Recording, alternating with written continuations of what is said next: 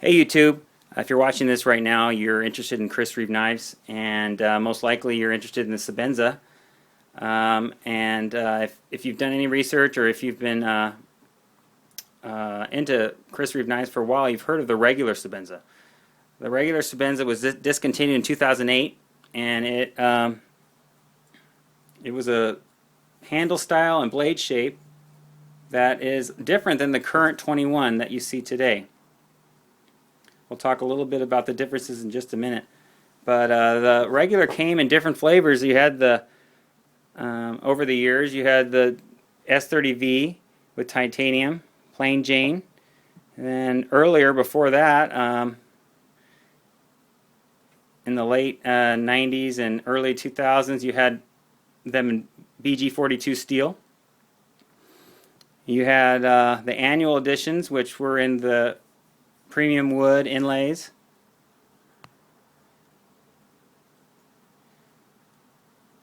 You also have the computer generated graphics. Okay, this is one of my favorites. In God We Trust. A nice pair. You also had the size like you do now. You have the small and the large.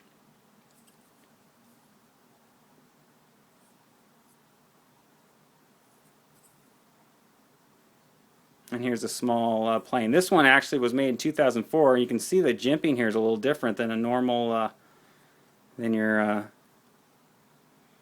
average jimping on a Sebenza. They changed the jimping quite a bit over the years. 2004 was they went to some larger, basically non-functional at all. It doesn't do anything for grip.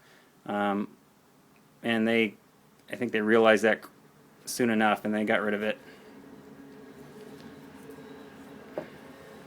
So let's talk a little bit about why. Why would I want a regular Sebenza? Is it worth searching online, trying to find these hard-to-find knives? Is it worth it? Is it worth the inflated price that you might have to pay to get one? Why do people rave about it? Why do they desire these? Why do they say it's the best knife they've used? I've heard that quite a bit. Is it just hype? It could be. I think there is a lot of hype to it. I think it's wanting the something that you can't have necessarily or is hard to get. I think there's something to the hunt of finding something. I think there's a lot to that. In fact, I've heard people. I wasn't collecting it back then, but when the original Sebenza, which looked more like the 21, was discontinued, and they brought the regular out, people were complaining about that. They wanted this style, and that's why they finally brought it back as the classic. So I think it's, we're fickle, and we want what we don't have. But that being said, I think there's also something to the regular handle, or excuse me, the regular design that people desire. This scalloped lock bar, I think it gives you more options, little more grip options than the current 21. I think you have you can grip it a little easier in different positions than you would be able to with the 21. The handle width, it's a little wider. The shape, you can see how the 21 tapers down and comes up towards the bottom. This has a little more girth to it. Fills your hand a little bit more. Take a look at the blade shape. Now the regular has something called the bull nose. Right? You can see it comes straight across and then comes down. Okay? And then compared to the 21, which really tapers down to a point. So you're getting a pointier knife with the 21. Some people think the 21 is a little more aggressive looking, and this regular is a little more, maybe not as offensive, or wouldn't scare people as much. I don't know if I buy that. I think they're pretty similar. But just talking about what people like about it.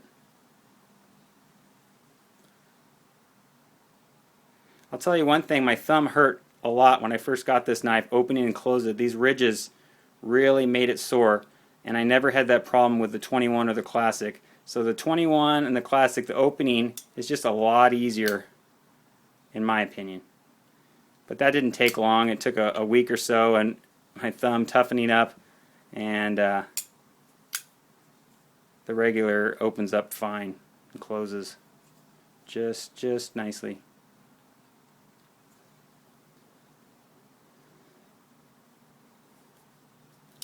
I will tell you that my regular annuals and are some of the smoothest knives I own.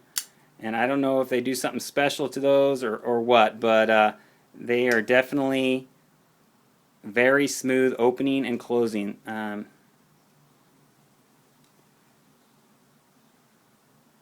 Smoother than any other 21 or Classic that I own. And that's not always the case. I have some 21s that are a little some regulars that are a little sticky in the lock bar. You get that now and then with the 21 as well. Here's your small regular. Now the small regular is going to be, the blade shape is also that bullnose, but it's not as dramatic on the small. In fact, the 21 and the regular in the small version are very similar. And so you're not going to get a lot of difference there with these two knives. Opening, cutout, or closing on the lock bar, you're still going to have that. I think it's easier to open the small 21 than the regular.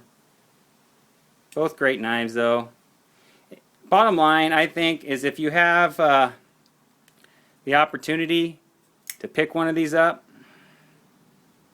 I think it's a pretty safe bet to go ahead and do that. I think the prices on these have been going up, and if you can get a good deal on one, go for it. If not, don't sweat it. I think the current line of Chris Reeve knives are excellent, and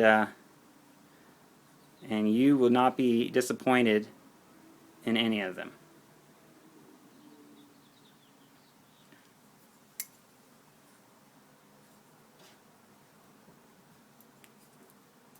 So what do you guys think? Is there something to it? You think there's something to the regular? Or is it just a bunch of hype? I'd like to know your opinions as well. They're great knives. I like them a lot, obviously. But I do think there's something to people just getting a little fickle and, you know, enjoying things that maybe other people can't get a hold of easily. But nonetheless, high quality, high tolerances.